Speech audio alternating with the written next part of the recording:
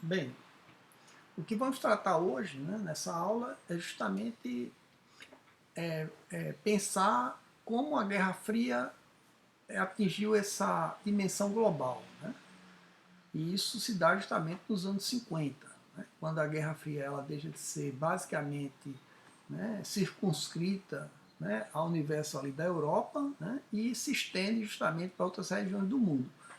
Ásia, África e América Latina. Né? Todos esses locais, esses espaços, vão ter justamente alguma tensão ligada à Guerra Fria. Né?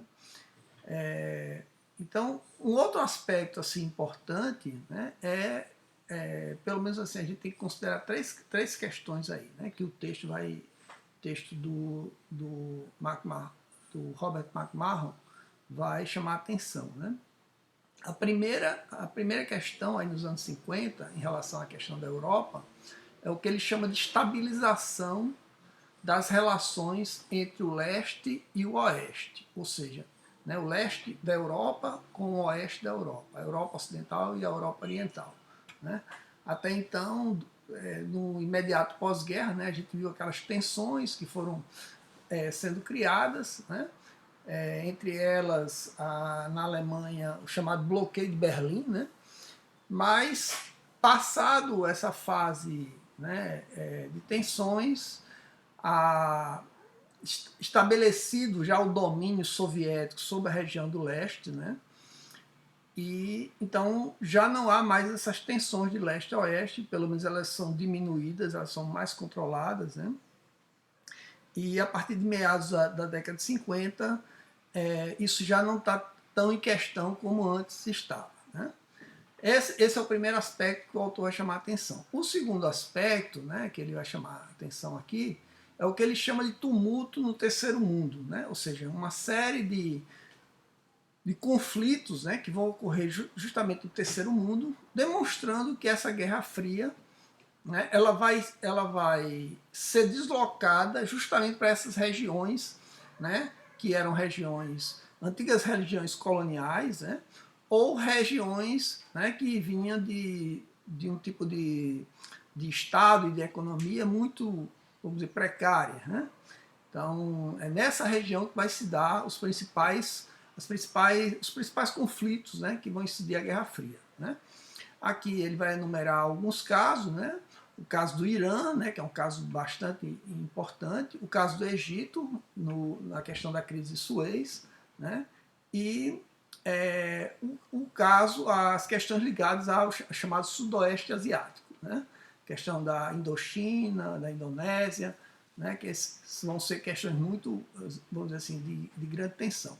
E a terceira parte, né, desse texto, ele vai tratar da chamada da corrida armamentista, né, mostrando justamente que essa corrida já vinha sendo deflagrada, né, desde o final da guerra, mas é que ela se intensifica de uma forma muito mais, vamos dizer assim, muito mais radical, né, a partir aí também de meados da década de 50. Né. Então, esses são os três aspectos que o texto vai tratar, e agora eu vou falar assim, mais especificamente de cada um deles. Né. Em relação à questão das relações, da estabilização das relações leste-oeste, né, a gente tem que entender justamente que talvez a principal preocupação aí, e continuou sendo, era com a Alemanha. Né? A Alemanha era um grande problema desde o final da guerra. Né? A ideia que era posta era justamente desmilitarizar a Alemanha, enfraquecer a Alemanha. Mas, com o crescimento da Guerra Fria, com o crescimento das tensões entre os soviéticos, né, e os ocidentais, né, houve uma mudança na perspectiva, né, ao invés de enfraquecer a Alemanha, agora a Alemanha já dividida em Alemanha Oriental e Alemanha Ocidental, a perspectiva é agora fortalecer a Alemanha Ocidental, para que essa Alemanha pudesse ser também, vamos dizer assim, um Estado forte caso houvesse uma agressão, né, uma agressão soviética em relação aos países ocidentais. Então, muda a perspectiva, né, norte-americana é claro, vai ser difícil convencer outros países, como por exemplo a França, né, que de certo modo não concordava com esse rearmamento da Alemanha, né, mas isso vai ser posto e vai ser atendido, e a partir de meados dos anos 50 a Alemanha volta não só a se restabelecer como uma força militar importante, né, mas também ela passa agora, a partir de 55, a compor também os quadros da OTAN, se torna membro da OTAN. Então essa foi vamos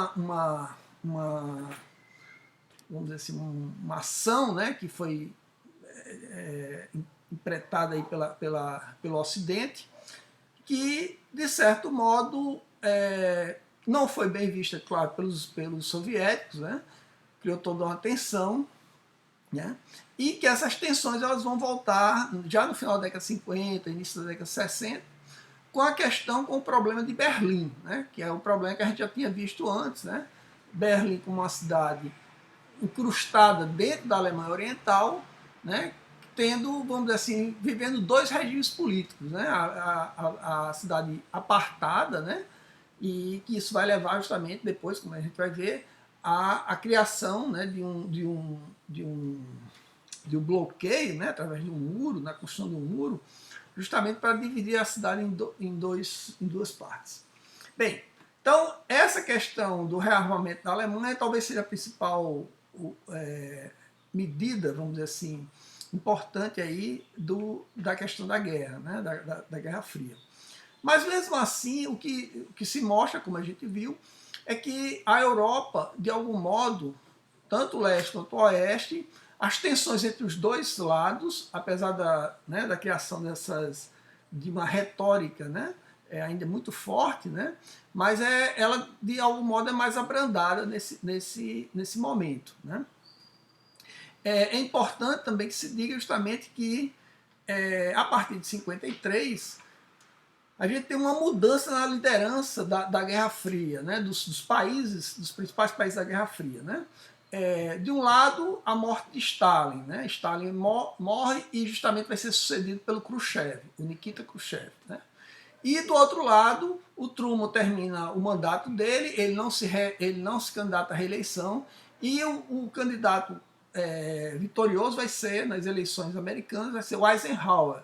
O Eisenhower tinha sido general americano durante a guerra, né? O principal comandante americano da guerra, e agora ele se candidata e vence as eleições e se torna agora o grande chefe do Estado americano. E aí vai haver uma mudança também política e diplomática. Né? A gente vai ter, por exemplo, uma nova doutrina americana, né? A doutrina Truman, a doutrina da contenção de Truman, dá lugar a uma outra doutrina, a chamada doutrina de Eisenhower. Né? Depois a gente vai falar um pouco sobre ela. Bem, no caso dessas novas lideranças, né? No caso mais especificamente soviético, né? A gente vai ter uma situação nova, né? com o Khrushchev. Né? O Khrushchev tem, apesar de ele ter participado intrinsecamente do governo de Stalin, foi uma pessoa de frente do governo, né? O fato é que ele vai tentar se distanciar da política de Stalin e começar a desenvolver uma política, né, do ponto de vista externo, né, que ele denominou na época de uma política de coexistência pacífica. Né? E o que era isso? Né? Era uma tentativa de dizer que a União Soviética não ia reivindicar mais as regiões, não ia, vamos dizer assim, apoiar uma política de revolucionária ou de mudança dos sistemas do capitalismo na Europa, né? e que ia justamente atuar em outras áreas, né, do globo, não tanto a Europa, né, e apoiar justamente essas áreas que estavam passando por processo de descolonização, né, sobretudo a Ásia e a África. Né? Então há uma mudança justamente na política, né, de Khrushchev nesse momento, né? Por outro lado, né, ainda em 55, o Khrushchev vai criar claro, com outros países agora formando, né, os países do leste europeu, né, aí a Alemanha Democrática, a Polônia, a Hungria, a Tchecoslováquia, a Romênia, Bulgária e a Albânia, a formação do chamado Pacto de Varsóvia, né, que seria um pacto de segurança entre esses grupos aliados para uma possível agressão ocidental, né? Entretanto, que nós vamos ver é que esse pacto ele terminou sendo muito mais um pacto para controle sobre os países do leste europeu do que de um possível ataque dos países ocidentais sobre a região do leste. Bem,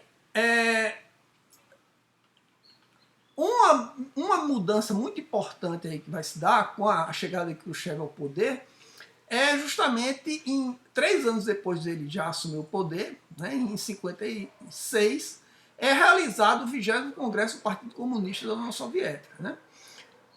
E é conhecido justamente nesse congresso, um congresso, né, só de lideranças comunistas, que ele vai fazer um discurso em que ele vai denunciar os crimes cometidos por Stalin, né, os crimes cometidos dentro da própria União Soviética por Stalin, né, e os erros da política externa de Stalin. E esse discurso ele vai justamente ser uma bomba dentro do movimento comunista, primeiro dentro da própria União Soviética, mas também fora da União Soviética, né, porque ele vai expor várias atrocidades cometidas durante o regime de Stalin, né? A questão da perseguição, né? O expurgo, a campanha dos expurgos, a criminalização política, né? A política de detenção do Gulag. Então ele vai fazer toda uma denúncia e ao mesmo tempo ele vai apresentar, vamos dizer assim, uma necessidade, vamos dizer assim, de sair dessa situação mais de controle, né, de controle quase ditatorial, para começar a introduzir algumas medidas mais liberalizantes, né, no sentido de permitir que a população pudesse se manifestar, né. Então é feito uma série de anistias, né, vários presos vão ser presos que estavam há 20, 15 anos, né, presos vão ser soltos, né? Vão ser anistiados, né? Há uma certa possibilidade de falar de algumas questões, né, do antigo regime, começa a fazer uma crítica a Stalin, né, uma crítica mais pública, né? Entretanto, essas medidas elas não vão ser, apesar delas no início, né, parecer uma mudança bem importante no regime, né, elas com o tempo elas vão ser contidas, né, e vamos dizer assim, voltar a sofrer algum tipo de censura e de repressão, né? E isso a gente vai ver sobretudo quando a União Soviética vai lidar com os países fora, no caso do leste europeu, né? A gente vai ter pelo menos um dos principais episódios aqui. Primeiro vai ser a Polônia, né? Justamente quando a Polônia sabe dessas posições mais liberalizantes de Khrushchev, né, ela começa a introduzir, vamos dizer assim, algumas reivindicações que estavam contidas há muito tempo. Então, vai haver uma série de manifestações de trabalhadores, né, em Varsóvia, né, solicitando justamente reformas, e isso vai, de certo modo, criar uma certa desestabilização política interna. E, novamente, o Exército Vermelho vai lá para intervir e, vamos dizer assim, colocar ordem, né, no país. Ele vai colocar no poder um líder comunista reformista, né, que era o Ladislau Gomulka, né, que vai se tornar agora, ele era presidente do Partido Comunista Polonês, vai se tornar agora o governante da Polônia durante anos, né. Outro movimento também nesse sentido vai ser na Hungria, né? Novamente, a Hungria também, aproveitando esses novos ares da política reformista, né, vai introduzir algumas políticas internas no sentido de tentar construir, vamos dizer assim, um tipo de socialismo que não fosse o mesmo que era direcionado pelo modelo soviético. Entre eles, uma das decisões aí do governo de Irene Nagy, né, era justamente o de abandonar a política, né, do Pacto de Varsóvia. Né. O outro lado era justamente assumir uma posição mais neutra, né, e também adotar algumas políticas que eram, entre elas, por exemplo, a não coletivização das terras, né, que era uma política ortodoxa do regime soviético, e isso, de certo modo, vai ter um apoio popular, né, apoio de estudantes, apoio de pessoas da Hungria, mas vai ser totalmente descontente aos interesses soviéticos. Né? E, novamente, o Pacto de Varsóvia se reúne e manda as tropas, manda os tanques de guerra, né? invadir Budapeste, né? e acabar com esse governo reformista. Né?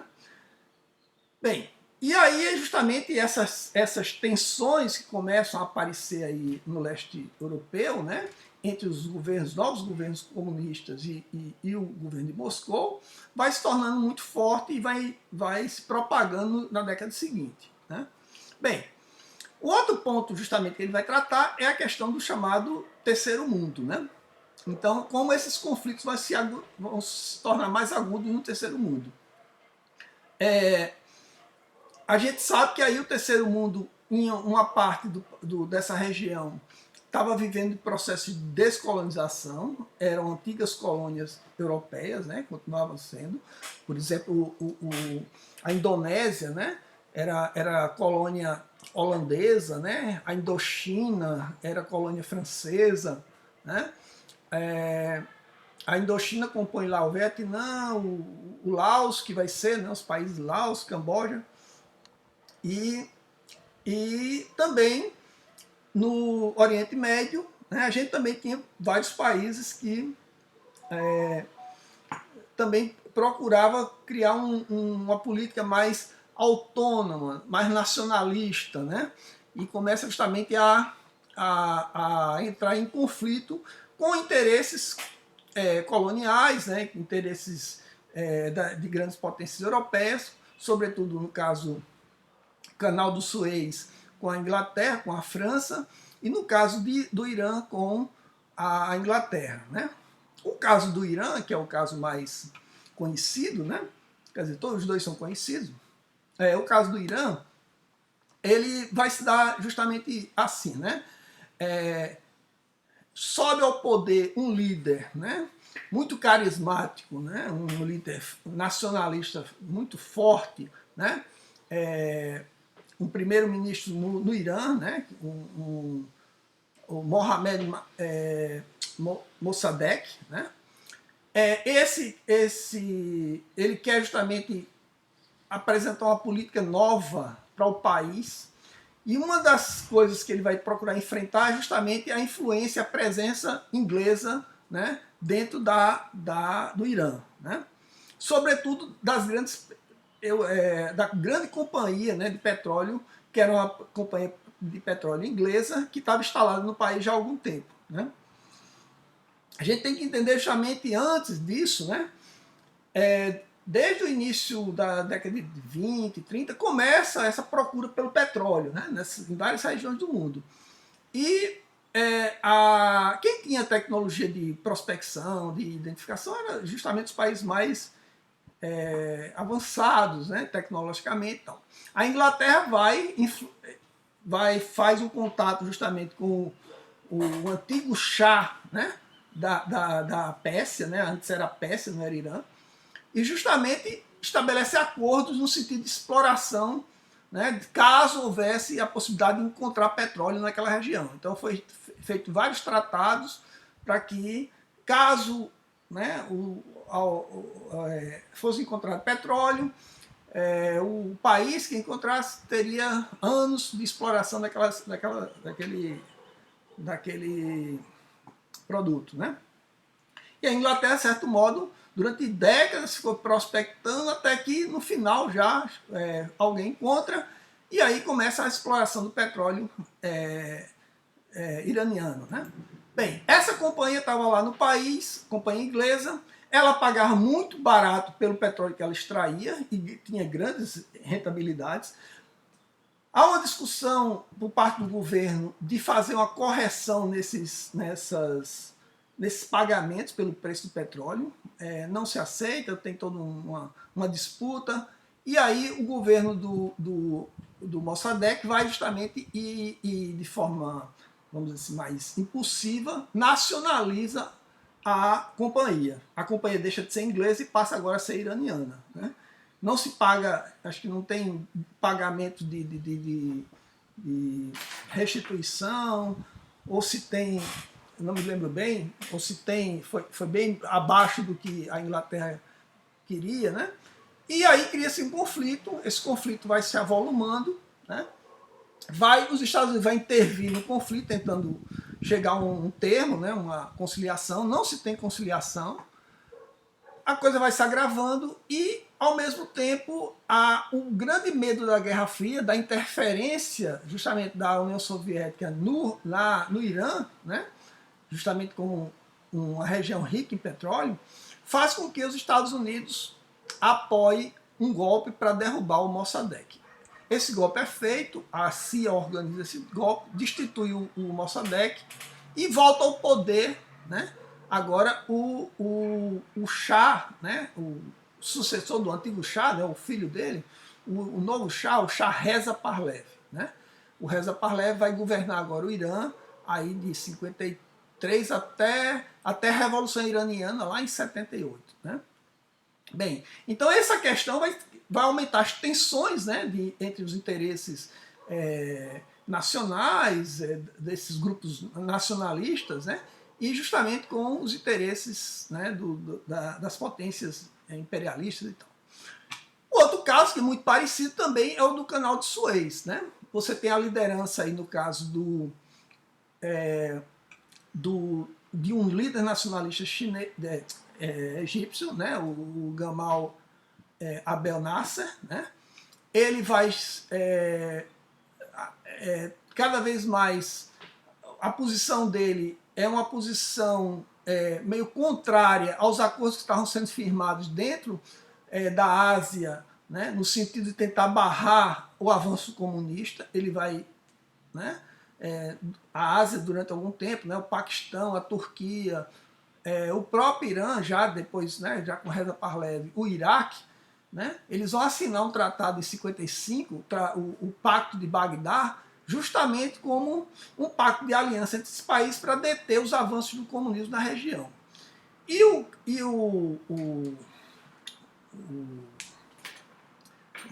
líder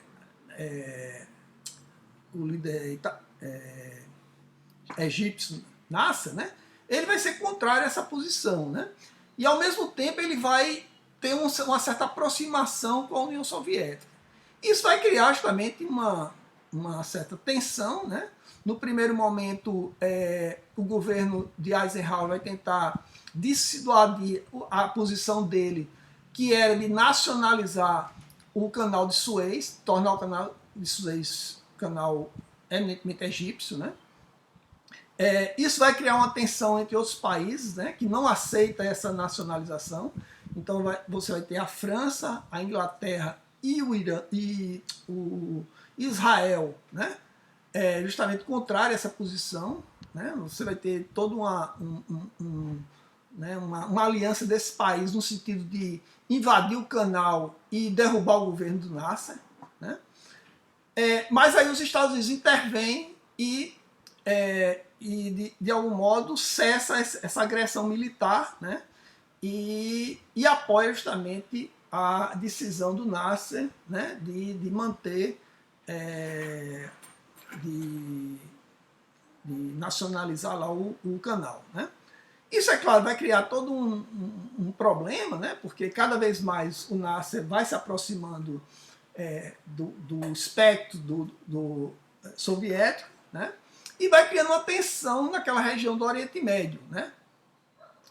Bem, O outro aspecto, outro elemento aí que a gente está falando é justamente do Sudoeste Asiático, né? Essa região é uma região, como eu havia falado, uma região que foi de domínio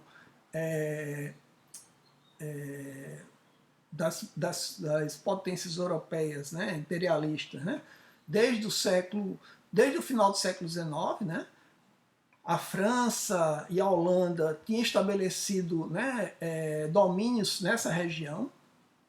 Depois da Primeira Guerra começa justamente um movimento, né, depois da invasão do Japão nessa região e a saída do Japão, né, a derrota do Japão, há uma tentativa dos países, os países metropolitanos, de restabelecer o poder nessa região, mas ao mesmo tempo já existe um movimento em curso, né, no mundo colonial, né?